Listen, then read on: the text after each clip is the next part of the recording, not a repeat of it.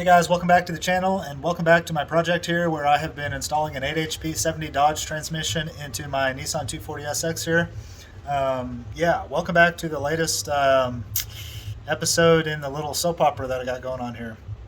The last video, if you watched it, was all about how I was struggling to get this transmission computer to work in this car and trouble getting all the settings and everything figured out, and how just basically me complaining about how hard it was, I guess. But you guys were super supportive, and I had so many people reach out and encourage me on that video and reach out to me in various ways and say, stick with it. And I don't know, you guys were just really supportive, and I appreciate that. Thank you guys. Unfortunately, unfortunately, some new stuff has developed here between then and now that we're going to talk about today. It's not good. Let me flip the camera around here. All right, so this is the trans computer right here. I've got it out of the car because I got a problem. So I was fixing a wiring harness problem that I had found on the car that we talked about in the last video. I fixed that wire and I plugged the transmission back in down there. And then I connected the laptop here, and I had all this connected just like it's supposed to be. And I turned the key on, and I had problems getting the laptop to update the software in here. And at one point, it just stopped completely updating, and I lost complete power to the GCU, and the thing just wouldn't even power up. And then I found out that I had two blown fuses down here on my fuse panel. And that fuse panel powers my engine, fuel pumps, fans, and it powers the GCU. And so come to find out, both the fuses that power the GCU had popped. So the one that powers this unit popped, and then the one that powers the solenoids inside the transmission, both those fuses are right there, and they both blew. So I messaged Bartek, the guy from HTG, about that, and he said, "Yeah, no problem. Your fuses were just too small of an amperage. They weren't. This thing just needs more amperage than you were giving it. Just put a bigger fuse in it, and you'll be good to go." So I replaced the fuse with a bigger one, powered it back up, and this guy right here blew up. Yeah. Believe it or not, this thing is toast. Smoke, literal actual smoke came out of this unit. It was installed in here, and smoke came out of here, and I happened to be sitting right here while I was doing all this. And of course I turned the key off, and I unplugged this thing and disconnected the battery immediately and everything. But yeah, this thing, if you could smell it, smells like burnt electronics, because this thing has fried. And come to find out, I'm not the only one to have ever fried one of these. In fact, this is a strange coincidence, but it wasn't hardly 1 hour after this happened to me. I went down to the house to basically recover from the shock of this incredible failure, and I hopped on Facebook there, and somebody made a post in the HTG Facebook group asking if it's possible to fry a GCU because he was having problems and he was afraid he fried his GCU. And I commented, "Yeah, it's possible. I just did it an hour ago." And believe it or not, at least a couple other people commented on that same thread and said the same exact thing had happened to them. So that's 3 or 4 different people that this has happened to, that I just became aware of yesterday after it happened to me. So this is just an incredible, terrible turn of events here for me. This thing is not cheap, as you can imagine. These things, it's a freaking computer. They're expensive. But now mine's an expensive paperweight. So basically, I'll be honest with you. Let me turn the camera around here again. I'll be honest with you, that was pretty much the straw that broke the camel's back for me. Not only on the 8HP swap, but on, I hate to say this and get into this today, but that's kind of the straw that broke the camel's back for me on this entire car. Like, you're going to be shocked that I said that probably, because none of you actually know the whole backstory behind me in this car and what I've been through with this car for the past few years. It's extensive, and it is shocking the amount of things that have gone wrong with this project. If you knew the whole story, you would understand why I might be on the brink of just nixing the whole thing. Maybe I'll go into all that at some point, but I don't want to just make another video of me rattling off a whole bunch of problems and complaining. I'm just trying to update you on where I'm at. So the trans computer literally went up in smoke, literally, and I just said, that's it. I feel like at this point, God is telling me, I feel like God is telling me you're going down the wrong path. Everything you've done in this car has failed in one way or another. That's what I feel like I'm just being told to just stop. Like, get rid of this thing and move on. I've got other project cars that are fun and easy and no stress. Even when they break, it's not stressful. It's just, okay, I'll fix it and then I'll be back to ripping and having fun. This car has never been like that for me. This car has always been, it's always been stressful for me. There's always been an underlying layer of being too emotionally attached to this car and too worried about it and too stressed about it all the time. And I can't really explain that because it's never happened to me before on any other car. But the best way I can explain it is that I'm just too attached to it and too concerned with it. And I can never have fun with it because I'm always, I don't know, I really am struggling to even explain this. But the project has basically never been fun and good. Even when it worked, it wasn't fun and good. Even during the times when it worked and I was able to go to the track or go to a cruise with it, even then it wasn't fun and relaxed and enjoyable and lighthearted and just ripping and having fun. It was always, I'm worried about something breaking or something did just break, or I don't know, it's hard to describe, but this project has been no fun. Now, there's been a lot of good things about it. I've learned a lot. I've learned how to weld on this car. I've learned how to install a roll cage. I've learned how to kind of restore and build an interior. I've learned how to, dye carpet, restore that. I've learned how to paint the car. I mean, I've learned so much wiring and everything. It's been a fantastic experience overall from the learning aspect, but from the enjoying the car aspect, there's been almost no enjoying the car at all. I've owned this thing for over 10 years, and I was thinking the other day, before this even happened, I was just driving down the road thinking about this car, and I thought, I bet I've not put 200 miles in this car in the entire time I've owned this car. And I think that's probably true. I mean, maybe I've driven it 200 miles max in over 10 years. And that's just outrageous. I mean, I can't really do that. I don't want to do that anymore. Maybe it's because of my age or my time of life or my kids getting older or whatever, but I don't want cars I can't enjoy anymore. I want cars that I can go out and rip and have fun and take the kids out in and make memories and stuff. And this car is not that, even though this is exactly what I wanted this car to be. It has never been that, and I'm beginning to realize it's never going to be that. So anyway, I'll talk more about that later, maybe on another video or something. The car's up for sale. I'll just tell you that. Last night when this happened, I hit the couch. I said, screw it. I listed it on Facebook Marketplace, and I've got somebody coming to look at it tonight at 4 o'clock. I doubt he'll buy it. It's a hard-to-sell car. I'm selling it as a roller. It's a unique situation. Finding a buyer for this is probably not going to be easy, so this guy's probably not going to sell it. I probably won't find a buyer for it. I'll probably have this thing forever. But it is for sale because I'm like, screw it. I need to move on. I need to move on to some other project that I can actually get out and use and have fun and have good energy around. That's another thing. I've had bad energy around this project for a very long time. And I kept convincing myself that all I really needed to do was that one next thing, and all that bad energy would turn to good energy, and the project would cross over the hump, and it would become a car I could use a lot, and then I would feel good about it. And the energy around it all would turn positive, and my wife would like it. She hates this car, by the way. And I kept telling myself, well, I just need this one next thing and it'll all be okay. I just need to change the turbo. I just need to change to that other engine. I just need to change to that other transmission. I just need to change to that other computer. I just need to get those drag racing coilovers, and then it'll work really good at the track and it's going to be so great.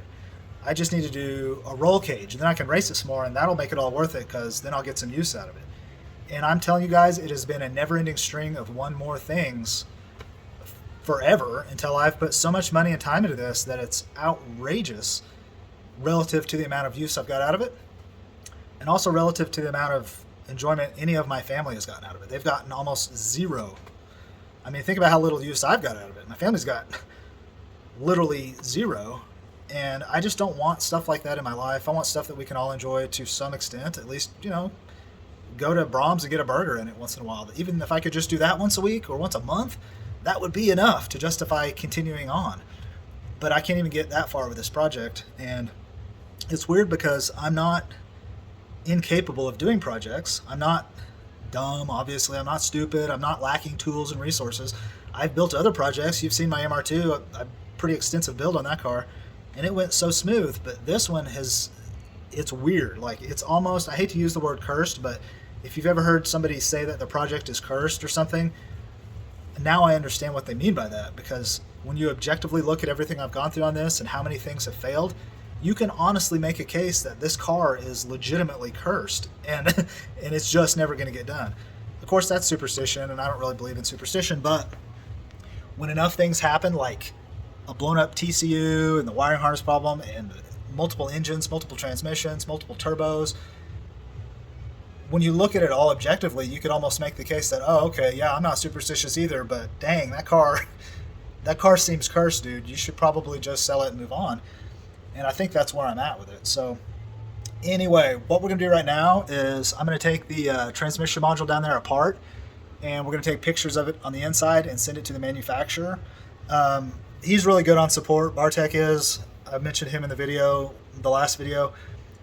I didn't reach out to him when I blew this thing up yesterday, but I did post in the group about it on somebody else's post as a comment, and he saw that, and he reached out to me this morning and requested that I give him a phone call as soon as possible because he wanted to talk about the exact order of what happened and how it happened so that he can help me resolve this. And he asked me to either send him the whole module to have them take it apart and diagnose it, or he said I can just take the back off of it and take pictures, and he can probably diagnose it from photos. So thank you, Bartek, if you ever happen to watch this. I appreciate that kind of support. That's actually hugely helpful. So guys, here on the video, we're going to pop that back case off, and we're going to get some pictures inside that and take a look and see if we can see what happened in there and go from there. Okay guys, let's look inside here and see what we got. First off, I'm just going to make this comment because I found it really strange. These suckers are safety Torx. Look at that. They built this thing with safety Torx. Why? Why would you put safety Torx on a piece of electronics? I have no idea. Thankfully, I happen to have a set of safety Torx, which is weird. I don't even know why I have them. I'm glad I did.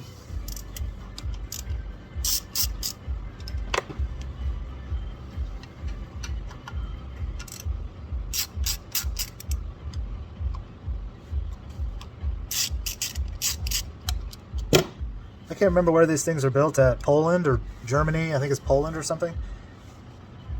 I can tell you if this thing was made in America, they would not use safety Torx. I don't know why I said that. I don't care where it's made. I like things that are made in Germany and Poland and wherever else. I think they make stuff really good, but sometimes they make strange choices like this that end up biting people in the butt. Safety Torx is so that nobody will tamper with it, I thought. But you can just go buy these, so that doesn't really make sense. It used to be that I would see safety Torx on airbag systems in cars when I used to work at a salvage yard. We'd take cars apart, inventory the parts, and sell them. And so I would get to see all kinds of parts. And safety Torx, first time I'd ever even seen a safety Torx was on I think it was on an airbag module. To get the airbag control module out of the car, you had to have a safety Torx bit to even get it out. And I always thought, man, that's so weird. Like, why? Who cares? Like, you can take every other part of a car off with regular sockets, but you got to have a safety Torx for the airbag system? That doesn't make any sense. I don't know if that was for theft prevention, but that's dumb. But anyway, safety Torx, whatever. Okay, so got that off. Let me turn this radio off. Okay, let's see what we see. We're gonna be looking at this together.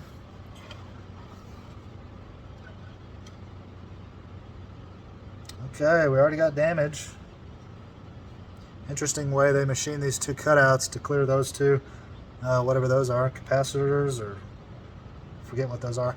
Right here we can see burn damage on the case, and that corresponds to right here. And right here we can see where all the damage happened. So right here we've got smoked components. Looks like a resistor right here. And then maybe, I don't know what all this is. Even though I work on electronics every day, I'm not an electronics, like I'm not really an electronics expert, to be honest with you.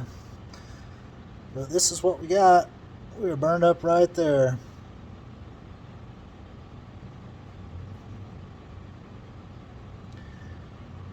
Smells good. I'm being sarcastic. It smells terrible. But in a weird way, I kind of like that smell. I'm just a little bit weird like that. You guys ever smell skunk? I live in the country, grew up in the country. I smell skunk all the time. Most people think skunk smells terrible, and it does when it's fresh. It smells horrible. But when skunk's like 3 or 4 days old and you just drive by it on the road, to me it smells like coffee. It smells good. I like it. I like the way skunk smells when it's old. What can I tell you guys? Anyway, so we got smoke damage all over here, but it looks like all the actual damage happened right there. I'm sure this thing could be repaired, but I'm not going to try it. Anyway, that's really all we can see here. Everything else is just pretty standard, pretty typical. It all looks kind of okay, but it's definitely hand assembled. You can see these resistors here are just they're crooked. They're off. They're just crooked. They're kind of out of place, and the solder's a little bit sloppy. I'm not knocking them for that. This is probably perfectly fine work. I'm just talking to you about what I'm seeing is all. I still like this machine. I like this unit. I like the company, and I like the kind of customer support I've been getting, to be honest with you. Even though it has not been what I'm used to from other experiences in life, it's also in some ways been much better than I'm used to, because the guy reaches out to me and offers to help me, and has a couple of different times, and that goes a long, long ways with me, personally. So anyway, guys, that's what we got. I'm going to snap some pictures of this and message him over to Bartek and see what he wants to do, if anything. He doesn't have to do anything. I own this thing. It blew up in my possession, so as far as I'm concerned, I blew it up, even though I don't think I did anything wrong, to be honest with you. I don't think I did anything wrong. But something went wrong in my possession, and I own this, so if it blew up with me, that's my problem. So I don't expect the company to do absolutely anything about this at all, and I did not reach out to them asking for them to do anything about this at all. He reached out to me asking me to send him pictures. So I'm going to just do my part and do that. And if nothing else, it'll help him to diagnose this for future customers, to maybe not have this happen to them. I don't care if I get another one of these or don't, or get it fixed or don't. Like I said last night, I pretty much flipped the old switch in my head and said, screw this project and screw this whole car. I just want it gone, and I want to move on. So if this gets resolved, good. If it doesn't, I just kind of don't care. So that's where I'm leaving things right now. I know that once again this is kind of a negative video, and I apologize for that. But it's vlog style in the sense that this is actually what's happening in real time. So, and also I'm kind of committed to just showing you guys the good, the bad, the ugly, the dirty, and everything. And this is definitely the ugly and the dirty. So I debated about not updating this video series, this transmission project at all, and just stopping YouTube completely as far as this car goes, and just saying forget it. I'll just start videos again on the next car. But then today I thought, I don't want to leave anybody hanging. I've got a lot of you guys out there watching that are really rooting for me and are curious about this project because you want to do this project, and you're here for yourself, for learning, which is great. That's what the video is really for. And so I really hate to leave you guys hanging. I hate to abandon the project, and I hate to leave people hanging. I'm a person who, whenever I put myself out there and say, look at what I'm doing, let me show you how I'm doing it, this is what I'm doing, here's how it's going, I get sort of connected to the people who are involved in it, which is you guys, the people who comment and subscribe. I begin to feel like I sort of owe you guys, and I probably shouldn't feel that way. Maybe I should just be like a little bit more cold about it and be like, hey, this is my life, I'll do whatever the heck I want, I don't owe those people anything, kind of a thing. But I'm not that way. I'm just the kind of person that I don't like to leave anybody hanging. I always want to complete what I started, and I feel like I've sort of made a commitment to do this project in your eyes, and I hate to break a commitment. I guess you'd say I'm well, I don't know, man of my word or something like that. I just don't like to say I'm going to do something and not do it. It goes against my principles, and it goes against who I am, which is probably why I've carried this project on for so long, and longer than I should have. But I think I've carried it on too long, and I think I'm done. But anyway, we'll see what develops in the next day or two. I'm going to go ahead and finish this video out, upload it, so you guys can at least know where I'm at. And I'm going to stop this here, but I'll talk to you guys on the next video, if there is one about this car. If not, there'll be one about the next car. or I'll update you on this one if it sells. I'll update you on what I'm doing. Like I said, I listed it as a roller, which means I got to pull the engine, the transmission, I got to pull the wheels, I got to pull the nice coilovers off. So there's content there, although it'd be pretty boring, but maybe I'll make a video out of it. And then if the shell sells, I've got the whole drivetrain. I could still do something with it, or I could sell it. Maybe one of you guys wants it. A lot of options, a lot of ways to go. So anyway, that's where I'm at, guys. Appreciate the subscriptions to the channel. If you're not subscribed, click the button. It helps me to keep going and doing stuff, and helps me know you guys like the content. And if you have any questions or anything, ask down below. I try to reply to everybody down there. And what else? I think that's it. I'm going to stop this here. I'll talk to you guys in the next video.